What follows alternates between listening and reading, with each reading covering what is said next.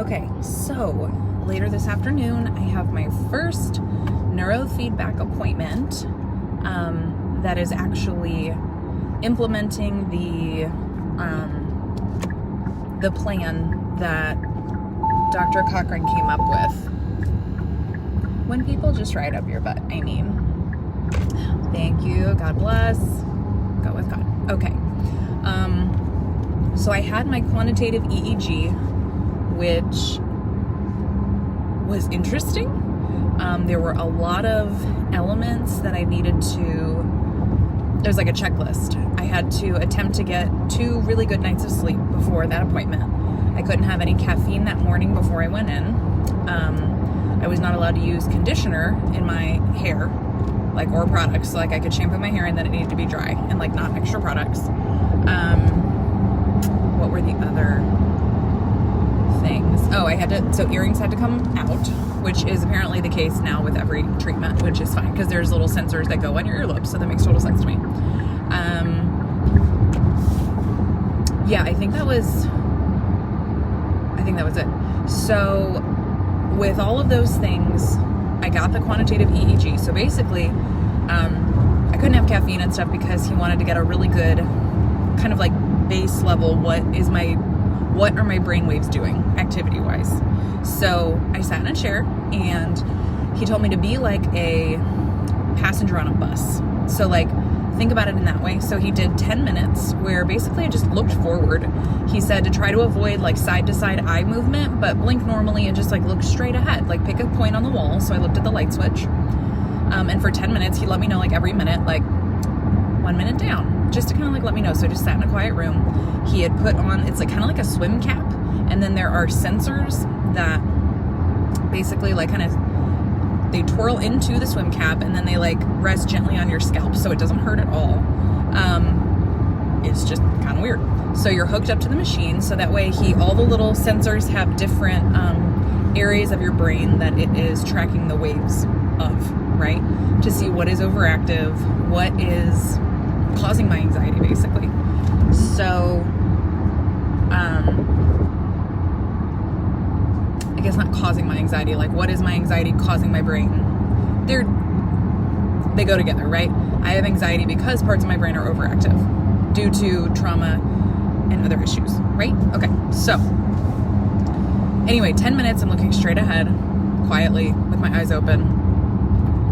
And that was it was honestly kind of difficult, not to sit still, but to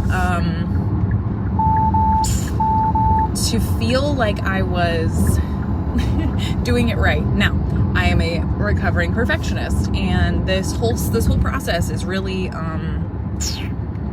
challenging that in a great way. I'm having to go against my perfectionistic tendencies and realize there's no way to do this right. Okay, so it's not like I can do it really well and get an A+. I literally just need to sit and exist. So I sat there and I existed. It was difficult. A couple times he had to be okay, I'm showing some jaw tension. And that was something I didn't even realize I was doing. So he's okay, kind of stretch, relax your jaw. So I take a deep breath. And then it was kind of easier to just focus. So my goal with that 10-minute structure was to not focus on any thoughts and fixate on anything, which is actually really hard for me because I am a ruminator and I kind of can spiral on thoughts. That's part of my anxiety. So again, I'm a passenger on a bus. A thought is a tree going by and I'm okay, got it. Next, what else is coming up? So that was really difficult. But then the second thing we did was 10 minutes, same thing, except my eyes were closed. He's I don't want you to meditate or fall asleep. He's just, again, passenger on a bus, just your eyes are closed at this point. And I was able to, during that chunk of time, my brainwaves told him that I was able to have a lot less hyperarousal activity in my prefrontal cortex, which is kind of the main area that we're going to focus on first in my treatment because it's the thing. So so I had the quantitative EEG. I went back a couple days later after he'd had a chance to analyze it and come up with a treatment plan for me. And we went over all of it. So he told me, it was really bizarre. And he had warned me this would happen. He's people, when I explain to them which parts of their brain are overactive and how that may manifest in your day-to-day life, externally or internally, like how you're responding to things and what may be happening, it's actually very eerie for most people because they feel like I'm a mind reader. And I say, I'm not a mind reader, I'm a brain reader. And I was like, oh boy, that's some dad humor right there is what that is. But I think that I was honestly quite surprised. I think that it was something that I was super shocked by because I had shared some with him. So I did fill out some paperwork and I kind of like briefly, broad strokes, explained my past trauma, how I've dealt with anxiety since I was a child. I've been doing talk therapy for years, and this was something that I had read about, listened to. I listened to The Body Keeps the Score by Bessel van der Kolk, and he talks pretty extensively about neurofeedback toward the end of the book. And I was so intrigued by it that I went to my therapist and I spoke with her and I asked her for any recommendations and what she knew about it. And then I found Dr. Cochran in the Houston area. So I'm having my first actual treatment today. So there's a little bit of trepidation just because it's unknown, right? Like I kind of know what's going to happen, but I haven't done this before. So my hope is that coupling talk therapy, which I'm continuing to do weekly, with this to where he's got a very specific treatment plan to help calm my overactive brainwaves. I don't need that hypervigilance anymore that in childhood I thought that I was doing things to protect myself, right? And so our brain just has those really deep neural pathways that we have over time continued to do with this repetition, habitual stuff. And so to no fault of my own for anyone who struggles with mental health issues, like this is what we have trained our brains to do, and at one point in our life it served us as a defense mechanism to protect us from something, right? It doesn't serve me anymore. It just causes pain. It just causes frustration. It causes stuff in my day-to-day life that I want to get on top of it, right? So like through talk therapy, I've been able to kind of unearth a lot of stuff and start dealing with it and getting curious about it and figuring out why does that trigger me? And like really like digging in there, right? Doing a lot of work with self-compassion and not being so hard on myself. Understanding that I'm not alone in this. And so all of the ways that my anxiety personally has manifested over my lifetime, when I listed them for Dr. Cochran, he honestly was kind of like, okay, a lot of that makes complete sense to me. Basically, all of it does with what your brain is showing me in the brain waves.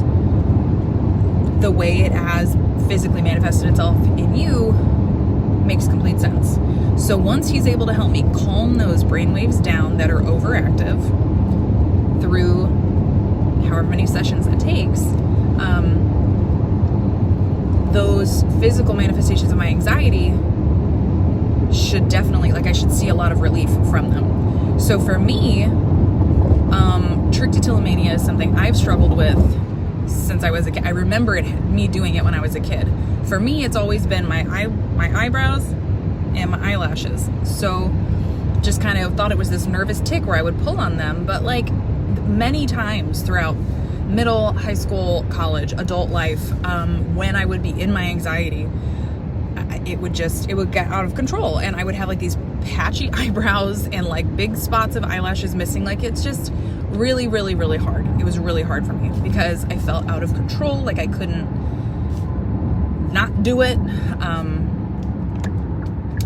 And like when I was pregnant, I really struggled with, or postpartum, I guess I should say, postpartum anxiety hit me really bad. And everyone was asking me about depression. Like, okay, are you depressed? I was like, I'm not. But no one was asking me like, how's your anxiety? And I thought maybe this is just what being a mother is like. Who knows? But I was severely anxious, and I would get in my head, and my anxiety would manifest in ways that like I would pump, because I was exclusively pumping for Liv. We had latch issues. So I was pumping. right? But I would get to a point where after a pumping session, if I still felt like full milk-wise or even like not empty, I would hand express. But then even though my logical brain could tell me you are producing more milk the more you express. So you're telling your body that you're trying to feed like triplets or something, the amount of milk you're getting out of your body. So I was training my body to produce more, but I was trying to get it out. So it's like, I knew that logically, but also my anxiety was like, get it out, get it out.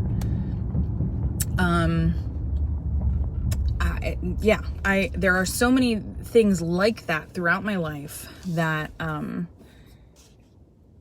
it's been a really big struggle, like not letting anxiety and the ways it manifests itself, kind of overtake my day-to-day. I would get so stressed out if I was late to something, but my procrastination would always lead me to be late to things. And so I was this self-fulfilling prophecy of being late, feeling like people were mad at me and disappointed, but then still procrastinating on something, and time management's really bad. So I, of course, was going to be late to the thing. So it's just like this cycle, right? The great thing is that through neurofeedback, I think I'm going to be able to really get a handle on these things. And again, like, it's great for me because I have to release that perfectionistic ideal that I hold myself to sometimes. It's unattainable. It's unrealistic to hold myself to something that is unattainable. And within this process, my unconscious mind has to be retrained and do a thing. It doesn't matter that my conscious mind is like, do it well, do it better. It has no power there, right? So that is actually a huge relief, but it's also like, huh? So with this first session, I don't know what to expect, but I am not letting my nerves get the best of me. I'm really excited and curious about how this can be helpful to me.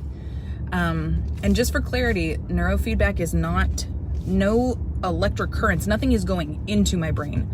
It is literally getting feedback, getting information from my brainwaves and neurological stuff going on. And then with positive reinforcement and suggestion, Dr. Cochran is going to be able to help train my unconscious mind to get my brainwaves where they are overactive to calm down. Hopefully that makes sense. But that's where I'm at with neurofeedback. I'm excited. Nervous, but excited.